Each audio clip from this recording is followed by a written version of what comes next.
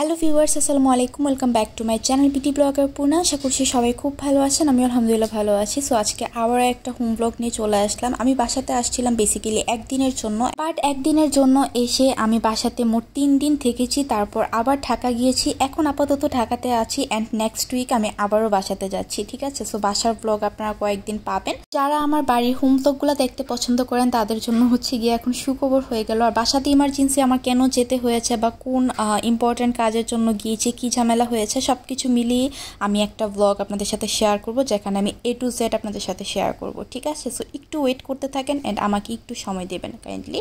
আজকে কিন্তু আমি আপনাদের কয়েকজনের রিকোয়েস্টে আমি আমার ফুল বাসাটা দেখাবো। যদিও ফুল দেখাতে পারিনি, যতটুকু পসিবল হয়েছে আমি শেয়ার করেছি। ধরতে পারেন এটা একটা হোম ট্যুর ব্লগও, যাই হোক। অ্যান্ড আজকে আমার একটা সাইট ভিজিটও ছিল অ্যান্ড ক্লায়েন্ট নিজেই বাসাতে এসে আমাকে নিয়ে যাচ্ছে। আর এখানে হচ্ছে কি সামনে একটু হাঁটাহাঁটি করতেছিলাম। অতিরিক্ত বৃষ্টি অ্যান্ড বিজলির কারণে যে আমাদের সুপারি গাছগুলো একদম ভেঙে পড়ে গেছে, বাপি ওইটাই আমাকে দেখাচ্ছিল আর কি। আর এই ক্লায়েন্ট হচ্ছে গিয়ে আমাদের পরিচিত বলতে এলাকার এক সময় চেয়ারম্যান ছিল আর কি। তো ওই ভাইয়া হচ্ছে গিয়ে তার গ্রামের বাড়িতে একটা ডুপ্লেক্স বাড়ি করবে অ্যান্ড আমাকে অনেক আগে থেকেই বলে রেখেছিল যে তুমি আমার এই বাড়ির ডিজাইনটা করে দিবে। সো আজকে খুব জোর জবরদস্তি করে আমাকে নিয়ে যাওয়া হচ্ছে। বলতেছিল তুমি যেহেতু বাসাতে আছো, আমি বারবার বলতেছিলাম যে আমি একদিনের জন্য আছি, আমি কালকে চলে যাব ঢাকা। তখন ভাইয়া আরও বেশি প্রেশার দিচ্ছিল যে না এখনই চলো, তাহলে সাইটটা ভিজিট করে আসবে। ক্লিয়ার করার পরে ভাইয়ার সাথে গেলাম ভাইয়ার এলাকাতে সাইট ভিজিট করতে অ্যান্ড সাইটটা খুবই সুন্দর ছিল, একদম প্রপার স্কোয়ার শেপের ছিল। আর তখন মোটামুটি 3:30টার মতো বাজতেছিল অ্যান্ড আমি সকালবেলা সেই একটু চা অ্যান্ড নাস্তা খেয়ে এখন পর্যন্ত আসি। আমার প্রচণ্ড ক্ষুধা লেগেছিল, বাসাতে গিয়ে হচ্ছে আমি লাঞ্চ করব। সো কাজ যেহেতু আমার কাছে হেঁটে হেঁটেই বাসা পর্যন্ত চলে আসছে, সো আমি আর কিছু বলি নাই আর কি, পরে চলে গেলাম। আর ভাইয়া আশেপাশে ঘুরে ঘুরে ভাইয়ার এলাকাটা দেখাচ্ছিল, তারপর হচ্ছে কি ভাইয়াদের বাসাগুলো দেখাচ্ছিল অ্যান্ড বারবার একটা কথাই বলতেছিল যে তুমি আমার বাসাটা এরকমভাবে করে দিবে যেন অত্র এলাকাতে এরকম বাসা আর একটাও না থাকে। এই আর কি, মানে একটু ডিফারেন্ট চাচ্ছিল, ডিফারেন্ট টাইপের ডুপ্লেক্স চাচ্ছিল। অ্যান্ড আমি বলতেছিলাম এটা কোনো প্যারাই না। এখানে বিশাল বড় একটা পুকুর ছিল যেটা অসম্ভব রকমের সুন্দর। আর ভাইয়ার গাড়িটা যেখানে পার্কিং করা, এটার অপোজিটের জমিটাই হচ্ছে গিয়ে ভাইয়ার সাইট। এখানে মোটামুটি 19% মতো জায়গা আছে, অনেক বড় একটা জায়গা। সো এখানে ডুপ্লেক্সটা ইনশাল্লাহ এবছরই করার প্ল্যান আছে আর কি, দেখা যাক, পরে দেখা যাবে। তারপর ভাইয়া আমাকে বাসা পর্যন্ত ড্রপ করে দিয়ে গেল। আর বাসায় আসতে আসতে মোটামুটি বিকাল হয়ে গিয়েছিল অ্যান্ড আমার এত ক্ষুধা লাগছে, কারণ আমি সেই যে সকালবেলা ব্রেকফাস্ট করছি ওইটাই। তো আম্মুকে বললাম যে তাড়াতাড়ি আমাকে খাবার তো আমার অসম্ভব রকমের ক্ষুধা লাগছে। আর আম্মু তাড়াতাড়ি খাবার সার্ভ করে দিল। আর আম্মু আজকে আমার খুব পছন্দের একটা পাকোড়ার মতো বানিয়েছিল, যেটা চিংড়ি মাছের পাকোড়া। আর এখানে হচ্ছে কি আমার জন্য স্পেশালি মুরগি রান্না করেছিল। আম্মুর হাতের এই আলু দিয়ে ঝুলঝুল ঝাল করে মুরগিটা আমার অনেক বেশি পছন্দ। সো তো তারপর খুব মজা করে তৃপ্তি করে খেয়ে নিলাম। তারপর আমি আবার বের হবো আমার একটা ফ্রেন্ডের সাথে। আমার একটা কাজ ছিল কুমিল্লাতে, তাও আর্জেন্ট একটা কাজ। খাওয়া দাওয়া করার পরপরই আমি বের হয়ে গেছিলাম। তো আমার প্রচণ্ড মাথা ব্যথা করতেছিল, যেহেতু আমি একটু শোয়ার টাইম পাইনি। নর্মালি দুপুরবেলা খাওয়ার পর আমি একটু রেস্ট নেওয়ার অভ্যাস, যেহেতু রেস্ট নিতে পারিনি, কাজের থ্রুতে বের হয়ে যেতে হয়েছে। পরে হচ্ছে গিয়ে প্রচণ্ড মাথা ব্যথা করতেছিল। সো কাজ শেষ করতে করতে মোটামুটি সন্ধ্যা গড়িয়ে রাতও হয়ে গেছে। পরে ভাবলাম যে আমি একটু চা খাই, চা খেলে হয়তো মাথাটা একটু ছাড়বে। কাজটা শেষ করে আমি চলে আসছি আমার খুব পছন্দের একটা টঙের দোকানের সামনে। এখানে আমরা প্রায় সময় আমার সব ফ্রেন্ড সার্কেলের মিলে আমরা চাটা খাই আর কি। আজকে চটজলদি করে আমি একটা ফ্রেন্ডের সাথে বের হয়েছি। সো আমি বললাম যে ওই দোকানটাতেই যাবো অ্যান্ড ওই দোকানের চাটা না খুব মজা, মালাই চাটাও মজা। অ্যান্ড আমি নর্মালি এখন মালাই চাটা পছন্দ করি না, সো মালাই ছাড়াটাই খাচ্ছি।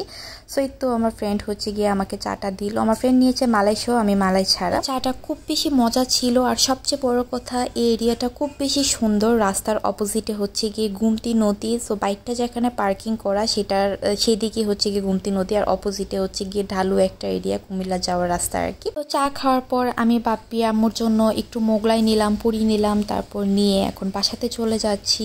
আর এই যে বাসাতে আসার পর আম্মু আমাকে এখানে লিচু খেতে দিল। আর লিচুটা হচ্ছে আমাদের গাছের লিচু।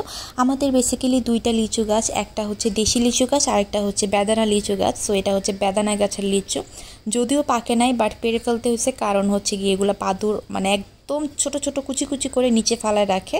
অলরেডি গাছের সব লিচু শেষ, আম্মু জাস্ট কয়েকটাকে প্রোটেকশনে রাখছিল, দ্যাটস ওয়াই কয়েকটা থুকনা আছে আর কি। ওই দিন আমি আর কোনো ভিডিও করিনি। আর লাস্ট কয়েকদিন যাবত আপনারা অনেকেই হচ্ছে গিয়ে আমার বাসা দেখতে চাচ্ছেন, আমার গ্রামের বাসাটা। সো এই ভিডিওটা আমার মোটামুটি 1 বছর আগে নেয়া, এটা আমি আমার ইউটিউবে আপলোড করেছিলাম। সো ওই ভিডিওটা এখন আমি আবার একটু হালকা পাতলা অ্যাড করে দিলাম আমার এই ভিডিওটার সাথে।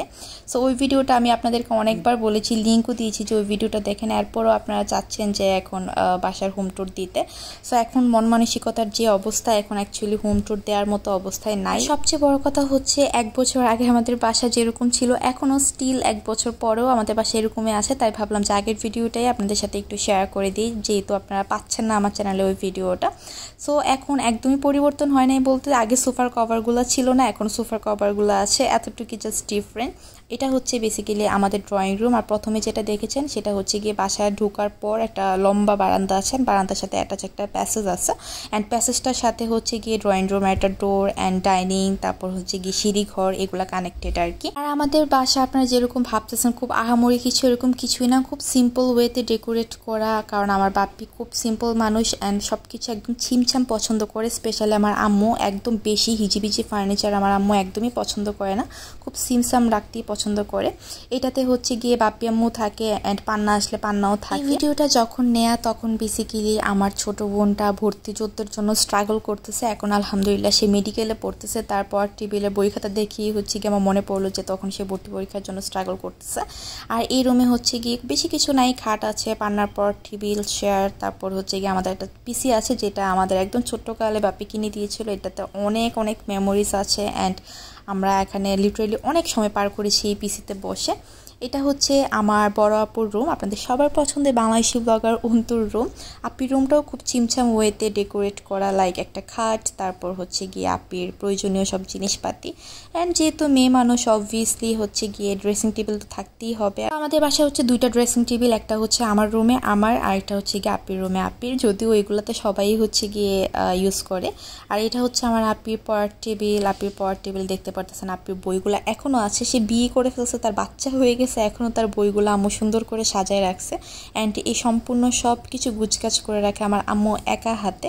এখন যেহেতু বাসাতে কেউই থাকে না আর মইনও এখন আপির কাছে, লিটারেলি আমার বাসাটা পুরা ফাঁকা, লাইক বাপ্পি আর আম্মু দুজনে আছে এখন বাসাতে আর কি। সবগুলো রুম খালিই পড়ে থাকে, তো দেখা যায় যে সবগুলো রুমে লক থাকে। সো এই হচ্ছে আপির রুমটা ওভারঅল শেয়ার করে দিলাম। আর এখন হচ্ছে শেয়ার করছি আমার রুম। আমাদের বাসার রংটা অ্যাকচুয়ালি একটু ড্যামেজ হয়ে গেছে, কারণ মোটামুটি অনেক বছর রং করানো হয় না, কোনো রিপেয়ার করা হচ্ছে না। তো ইনশাল্লাহ আগামী 2-1 বছরের মধ্যে আমাদের বাসার কাজ ধরা হবে অ্যান্ড রঙের কাজও ধরা হবে, তখন আবার ঝকঝকে তকতকে হয়ে যাবে বাসাগুলা। এখন একটু রঙগুলার কারণে একটু পচা দেখা যায়, বাট রং যখন ঠিক হয়ে যাবে তখন হচ্ছে আমি ভিতরের ডেকোরেশন একটু চেঞ্জ করব। দেখা যাক পরেরটা পরে যখন করব, আপনারা তো অবভিয়াসলি দেখবেন, যেহেতু আপনাদের সাথে সব কিছুই মোটামুটি শেয়ার করি যতটুকু দরকার, সো এটাও শেয়ার করে দিব। আর এই যে আমার রুমের সব ফার্নিচার হচ্ছে একই কালারে। আমার রুমটাও একদমই ছিমছাম, একটা আলমারি, আমার পড়ার টেবিল, ড্রেসিং টেবিল, তারপর হচ্ছে কি খাটের সাইড টেবিল, তার সিট, আর কিছু নাই। যাদের একদম ছিমছাম সিম্পল ওয়েতে বাসা ডেকোরেশন করা পছন্দ বা এরকম বাসা পছন্দ, তাদের আশা করছি যে আমাদের বাসা পছন্দ হবে। আর বাকিদের আমাদের বাসা বেশি একটা ভালো লাগবে না, কারণ আমাদের বাসাটা একদম সিম্পল অ্যান্ড খুব চিমছামভাবে ডেকোরেট করা। সো এটা হচ্ছে আমাদের ডাইনিং রুম। ডাইনিং রুমটাও খুব চিমছাম, একটা ডাইনিং টেবিল, একটা শোকেস অ্যান্ড 2টা ফ্রিজ, দ্যাট সিট। অ্যান্ড আমাদের ডাইনিং রুমটা না একটু চাপা হয়ে গেছে, বাপ্পি অনেক ট্রাই করেছিল ডাইনিং রুমটা একটু বড় করার, বাট সেটা পসিবল হয় নাই, কারণ ডাইনিং রুমের পাশেই হচ্ছে গিয়ে একটা কাঁঠাল গাছ আছে অ্যান্ড ওই কাঁঠাল গাছটাকে সেভ করতে গিয়ে ডাইনিং রুমটা একটু ছোট হয়ে গেছে। ড্রয়িং রুম থেকে বা বাইরে থেকে যখন ডাইনিং রুমে ঢোকার এরিয়াটা, তখন হচ্ছে কি কোনো ডোর নাই, এরকম রাউন্ড শেপের একটা জিনিস আছে, এই যে এরকম একটা জায়গা স্পেস খালি, তারপর হচ্ছে কি ডাইনিং রুমটা। আর ডাইনিং রুম থেকেই বের হয়ে প্যাসেজ দিয়ে সোজা হচ্ছে আমাদের সিঁড়ির রুম। আর এই যে সিঁড়ির কাছে এখানে মইনের সব খেলাধুলার জিনিস, এই এরিয়াটা আম্মু হচ্ছে কি আমার ছোট ভাইকেই দিয়ে রাখছে, এখানে তার সব জিনিসপত্রগুলো এরকম এলোমেলো করে রেখে দেয়। আম্মু যতই গুছা রাখে বাট লাভ না, এটা 2-1 দিন পর আবার এলোমেলো করে ফেলে। তার ক্রিকেট ব্যাটগুলো আছে, তার সাইকেল, তার ক্রিকেটের সব জিনিসপাতি, প্যাড, সব কিছু আর কি এখানে। এদিক দিয়ে হচ্ছে কি ছাদে ওঠার সিঁড়িটা আর কি। সো বাপ্পির প্ল্যান ছিল পরবর্তীতে 2 বা 3 তলা করবে, পরবর্তীতে আর এটা মানে হয় নাই আর কি, দরকার হয় নাই, কারণ এমনিতেই আমাদের বাসাটা না ছড়ানো, লাইক এমন না যে উপরে উঠাইতে হবে, নিচে কম রুম, নিচে কিন্তু মোটামুটি 4-5টা রুম। আর আমরা প্রত্যেকটা মানুষ অনুযায়ী প্রত্যেকজনের আলাদা আলাদা রুম আছে। সো উপরে হচ্ছে গিয়ে করার আর প্রয়োজন হয় নাই, যদি প্রয়োজন হতো তাহলে বাপ্পি হয়তো দোতলা করতো, এখন আর প্রয়োজন হয় নাই, পরবর্তীতে যদি ফিউচারে প্রয়োজন হয় তাহলে ইনশাল্লাহ করা হবে আর কি। আর এই যে ছাদটা একটু শেয়ার করে দিলাম, যদিও ছাদটা আপনারা আমার ব্লগে অ্যান্ড আপ্পির ব্লগে স্পেশালি বহুবার দেখেছেন। আর ছাদ থেকে হচ্ছে গিয়ে আমাদের বাসার এরিয়াটা একদম প্রপারলি সুন্দর করে দেখা যায়। আর গ্রামের বাড়িগুলার একটা পারফেক্ট একটা উদাহরণ হচ্ছে গিয়ে আশেপাশে অনেক গাছগাছালি থাকে, যেটা অনেক বেশি ভালো লাগে, যেটা ঢাকাতে কোনোভাবেই পসিবল না। সো এই তো ছাদ থেকে আমাদের পুকুর পাড়, পুকুরটা, তারপর গ্যারেজ, পিছনে উঠান সব কিছুই দেখা যাচ্ছে। সো যেহেতু অনেক বেশি গরম ছিল, সো আমি আর বেশি কিছু ভিডিও করি নাই তখন। তো এখন হচ্ছে নেমে যাব, নেমে হচ্ছে গিয়ে আমাদের বাসার পিছনটাও আপনাদের সাথে একটু শেয়ার করবো। আর বাসার সামনেটা তো অলরেডি আপনারা সবসময় দেখেন। আর বাপ্পি হচ্ছে গিয়ে বাসা যতটুকু স্পেসের মধ্যে করেছে, তার সামনে এবং পিছনে হচ্ছে গিয়ে তার চেয়ে বেশি জায়গা ছেড়ে দিয়েছে। আর বাপ্পির কাছে এরকম জায়গা ছেড়ে দিতেই ভাল লাগে। অ্যান্ড বাপ্পি সবসময় বলে যে সামনে একটু জায়গা থাকলে বা পিছনে একটু জায়গা থাকলে সেটা বাড়ির সৌন্দর্য বর্ধন করে, যেটা আসলে বর্তমান যুগে অনেকেই বুঝতে চায় না, কেউ তো এক ফোঁটা জায়গাও ছাড়তে চায় না। আর আমাদের বাসার সামনে অ্যান্ড পিছনে এত বেশি জায়গা ছাড়া অ্যান্ড এত বেশি স্পেস, এগুলো অনেকেই সহ্য করতে পারে না। লাইক যাই হোক, এগুলাতে আর না যাই, এগুলো আর আরেকদিন কোনো একটা ব্লগে শেয়ার করা যাবে। আর এটা হচ্ছে গিয়ে আমাদের বাসার পিছনের এরিয়া। বাপ্পি খুব শখ করে পুকুর পাড়টা করেছে যে তার 3 মেয়ে এখানে এসে খেলাধুলা করবে, একটা পুকুর ঘাট থাকবে, তারপর হচ্ছে গিয়ে একটা ঘাটলার মতো সিটিং স্পেস করেছে, এখানে তার 3 মেয়ে এসে বসে থাকবে, বিকালবেলা লিচু পেড়ে খাবে। সে বকুল গাছও লাগাইছিল, লাইক বকুল ফুল পড়বে, আমার মেয়েরা কুড়াবে, এরকম কনসেপ্ট থেকে আর কি। যদিও তার কিছুই হয় নাই, তার 3 মেয়ের 1 মেয়েও বাইরে বের হয় না, বাসার মধ্যেই থাকে, এই হলো অবস্থা। সো এই তো এই হচ্ছে আমাদের পুকুর পাড়টা অ্যান্ড পিছনের উঠানের স্পেস আর কি।